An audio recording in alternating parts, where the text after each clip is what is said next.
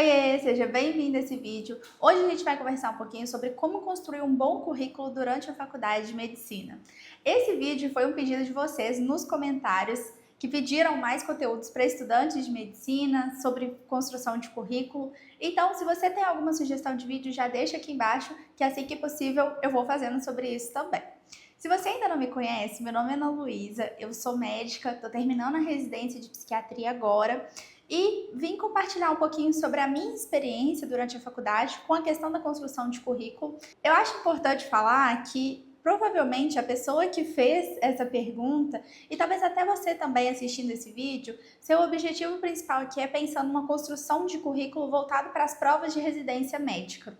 As provas estão cada vez mais concorridas, a gente sabe que isso é uma preocupação e desde o início da faculdade, eu lembro que quando eu entrei na faculdade, no primeiro período já se falava sobre as temidas provas de residência médica.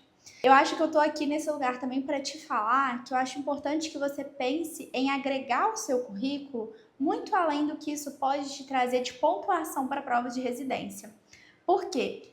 Na minha opinião, na minha vivência, né, o que eu vivi foi que as atividades extracurriculares que eu fiz durante a faculdade foi uma das coisas mais importantes na construção da profissional que eu queria ser. Pra vocês terem uma noção, no terceiro período, eu estava muito desiludida com a faculdade. Na minha faculdade, a gente só começava a ter contato com o paciente, com prática, no quinto período. Então, no terceiro período lá, imersa em anatomia, biofísica, bioquímica e um monte de matéria chata, eu pensei, cara, não sei se essa é faculdade para mim, e pensei realmente em trocar de faculdade, em sair, em fazer alguma outra coisa, porque eu não me identificava. E foi o período que eu me inscrevi em todas as atividades extracurriculares que dava para entrar no terceiro período. Eu fui aprovada em um treinamento profissional na época de combate ao tabagismo. Foi um projeto super legal que eu entrei. E posso te dizer com tranquilidade que foi um dos projetos que eu mais aprendi naquela época e um dos projetos que mais deu vontade de continuar, que me deu um propósito, que me ajudou a vislumbrar o que eu queria no meu futuro, que era de fato trabalhar com pacientes e ajudar pessoas, coisas que no terceiro período, estudando as bases teóricas do ciclo básico, eu não sentia que eu estava alcançando. Então, eu quero que você tenha muito isso em mente. É importante você fazer projetos extracurriculares muito além do currículo da residência, do ponto do 0,1 que você vai ganhar no ponto da residência, porque os projetos, gente, são oportunidades de você conhecer outras pessoas, conhecer mais professores mais profundamente. Na UFJF, que foi onde eu formei, né, na Federal de Juiz de Fora, os projetos muitas vezes eram multidisciplinares, então tinham pessoas de várias áreas diferentes. E na UFJF a gente não costuma muito ter tanto contato assim entre um curso e outro, então acaba que eu fiz amigos de várias áreas diferentes e isso foi muito útil no meu futuro profissional. Então, por exemplo, hoje trabalhando com a psiquiatria, eu tenho várias pessoas que eu conheci da psicologia em ligas que eu fiz. Tem pessoas, por exemplo, que depois eu subloquei o consultório de uma psicóloga que eu fiz um projeto com ela lá no terceiro, quarto período. Então, são oportunidades de você ter um contato com outras pessoas, que hoje se chama assim networking, né? Você tem a oportunidade de conhecer novas pessoas e que pode ser que você não tenha nem noção de como que isso vai ser bom no futuro para você também, né? De ter um contato, de ter pessoas que você conhece e para você viver outras realidades também. E como que eu fui fazendo essa questão durante minha faculdade do currículo? Eu não pensava necessariamente, eu nunca tinha aberto um edital, olhado o que eu ia precisar. Então, eu ia meio que intuitivamente, assim, o que eu queria fazer? Eu sabia que eu queria fazer liga, eu queria ter uma experiência prática de estágio e acabou que na faculdade eu fiz 4 ligas acadêmicas, acho que até exagerei um pouco, acho que por um tempo eu quis fazer tantas coisas ao mesmo tempo que eu me sobrecarreguei um pouco, então talvez eu devesse ter dado um passinho para trás, ter feito um pouco menos de coisas, mas com mais qualidade, mas foi o que deu para fazer, né? Foi o que eu achei melhor na época para mim, assim. Então eu fiz a liga de saúde coletiva, que era uma liga multidisciplinar, fiz a liga de medicina de família e comunidade e depois no ano seguinte, eu fui presidente dessa liga. Fiz a liga de prevenção a doenças renais, a de medicina de família e a de doenças renais também eram ligas multidisciplinares, e a liga de saúde mental, que também, todas as minhas ligas eram multidisciplinares. Foram experiências muito ricas, as minhas experiências nas ligas, principalmente porque a gente organizava evento, e eu descobri que era uma coisa que eu gostava muito de fazer, eu adorava organizar simpósio, eu achava aquilo tudo muito legal. Na liga de medicina de família que eu fiz, depois eu tive a oportunidade de fazer uma iniciação científica. O diretor da liga naquela época, o professor responsável, ele sempre chamava a diretoria para fazer uma iniciação científica com ele na área de epidemiologia e saúde coletiva. E aí eu fiz esse projeto com ele, essa iniciação científica, por 2 anos, fiz um ano, e depois deu tão certo que a gente fez mais um. A gente publicou 2 ou 3 artigos, se eu não me engano, baseados nessa iniciação científica. E iniciação científica lá na minha faculdade era uma raridade, assim, você tinha que ter um contato, você tinha que ter alguma coisa, era muito difícil de conseguir. Poucos professores abriam processo seletivo, então acabava que era uma coisa muito por indicação, e não sei se eu teria conseguido de outra forma, assim, acho que por esse contato mais próximo com esse professor nessa liga foi uma forma muito acertada. Além disso, também enviei posters para vários congressos diferentes durante a faculdade mesmo. Eu participei de 2 congressos brasileiros, participei do Congresso Brasileiro de Medicina de Família, que foi em Cuiabá, e participei do Congresso Brasileiro de Nefrologia, que foi no Rio. E nesses 2 congressos levei trabalhos produzidos pela Liga. Também participei de vários projetos de extensão, eu adorava fazer projeto de extensão. Eu fiz um projeto de extensão que chamava Calouro Solidário, que a gente ajudava os calouros a arrecadar mantimentos para doações. Fiz parte de um projeto de extensão que chama Garra, que era um cursinho popular, que foi criado por colegas meus da faculdade. Era um projeto muito, muito, muito legal. E um projeto que existe até hoje, assim, que se mantém na universidade. Eu não lecionava, né? Eu não era professora, mas eu era tipo um cargo administrativo, assim, lá, que era super, super interessante, assim. Era muito legal o jeito que o projeto funcionava.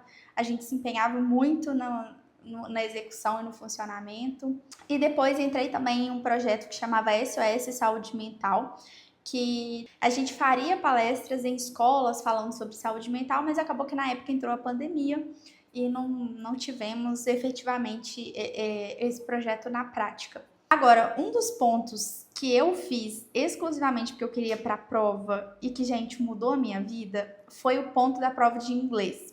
Eu nunca tinha feito cursinho de inglês em nenhum momento da minha vida. E eu fiquei sabendo, assim, tipo, no 7º período, que valia ponto na prova de residência, era um bom ponto, era um ponto inteiro.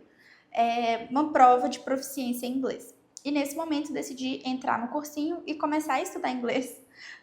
Gente, só para ganhar o ponto. Na época, realmente era essa a motivação. E aí eu entrei num cursinho na minha cidade. O básico do básico, eu acho que eu fiquei 6 meses ou 1 ano nesse básico. E aí o próximo nível era um cursinho pré-FCI, que era a prova que eu ia fazer, né? O FCI é uma prova de Cambridge. Só que quando eu entrei nessa segunda etapa, né, desse cursinho, que era o pré-FCI, eu comecei a achar muito difícil. Eu não estava conseguindo acompanhar a turma, assim. Eu acho que eles tinham um nível de inglês mais avançado que o meu. Nessa época, saí do cursinho e comecei a fazer aula particular com uma professora que eu sou apaixonada, que mudou a minha vida, que literalmente abriu as portas do mundo para mim, que foi a Verônica. Eu comecei a fazer as aulas particulares com ela, fiz mais ou menos acho que 1 ano ou 1 ano e meio, e fiz a prova do FCI no final de 2020. E tirei a nota máxima. Então foi aí mais ou menos uns 2 anos, quase que do básico até um nível avançado de inglês, e eu estudei muito, gente. Tanto que, na época da pandemia, a faculdade ficou 6 meses parada, sem atividade nenhuma, assim. E nesses 6 meses, que eu estava no 5º ano da faculdade, eu só estudava inglês e residência. Eu vivia em função de estudar para inglês e para a prova de residência. E nessa época eu estudava sozinha para a prova de residência. No 5º ano eu não fiz cursinho. dava por conta. Então era uma rotina pesada, assim, mas que deu tudo certo. Outras coisas que eu fiz também, que valeram ponto na época, mas eu sugiro você fazer isso praticamente no seu ano de prova, porque todo ano mudam as regras, né, do que vai pontuar. Eles chamavam de um projeto junto à comunidade. E aí, eu e algumas amigas, a gente estava fazendo um internato rural numa cidade próxima a Juiz de Fora, chamava Rio Pomba. E lá nesse internato rural, a gente fez um projeto super legal com população carcerária. O nosso projeto era fazer rastreio de DST na população carcerária. E aí a gente rastreou sífilis, HIV, HCV e hepatite B. E aí a gente fez esse rastreio, foi super legal, o pessoal lá foi super receptivo. O pessoal do presídio recebeu a gente super bem, a equipe que trabalhava lá. O pessoal, os presos, né, os acautelados, também foram muito receptivos com a gente. Nós éramos 4 meninas, a gente estava um pouco apreensiva com isso. Mas foi um projeto que deu muito certo, assim. Depois a gente fez os encaminhamentos para o UBS, para o tratamento adequado. E foi bem legal. E é por isso que eu falo, sabe, que construir um currículo é muito mais do que juntar o 01 na prova, porque foi uma experiência muito legal e que me agregou muito mais do que esse pontinho no currículo. Eu até esqueci de falar. Na época que eu fiz prova de residência, em 2021, eu fiz 2 provas. Eu fiz o PSU de Minas e o ENARE. Se eu não me engano, no PSU eu fiquei com 9,8 no currículo e no ENARE eu fiquei com 8,2, 8,4, foi alguma coisa assim. E para vocês verem que as notas foram diferentes entre as 2 provas, sendo que eu tinha o mesmo currículo. Então, às vezes vai muito da prova, né? O que a prova vai estar avaliando naquele ano. Além disso, também tinha alguns cursos de ética, ACLS, essas coisas eu fiz, tudo que era rapidinho, que dava qualquer tipo de ponto, eu fazia, mas também fiz no ano e te indico fazer no ano mesmo, que como muda todo ano, pode ser que você vai fazer um monte de coisa que você vai perder depois. Gente, foi isso que eu pensei em trazer para vocês, como que foi a construção do meu currículo, o que valeu a pena, o que não. Acho que é muito importante você pensar na construção enquanto profissional e pensar que o currículo pode ser uma consequência e não entender o currículo como o resultado final, o objetivo final de fazer esses projetos. Eu sou muito fã de projetos extracurriculares na faculdade, acho que foi uma das coisas que mais me acrescentou, que mais me trouxe vivências, que mais me deixou assim segura realmente. Porque muitas vezes, enquanto a gente está durante a faculdade, a gente sente que está aprendendo pouco, sei lá, que a gente fica muito em dúvida da nossa própria capacidade. Quando às vezes a gente vai conversar com uma pessoa de outra área, a gente fala uma coisa que essa pessoa fala assim, nossa, mas que legal, não sabia disso. E aí você começa a construir um pouco dessa autoestima profissional também, sabe? Se você gostou desse vídeo, não esquece de curtir, de se inscrever aqui no canal, de mandar para um amigo que também tem essa dúvida. E até a próxima. Tchauzinho!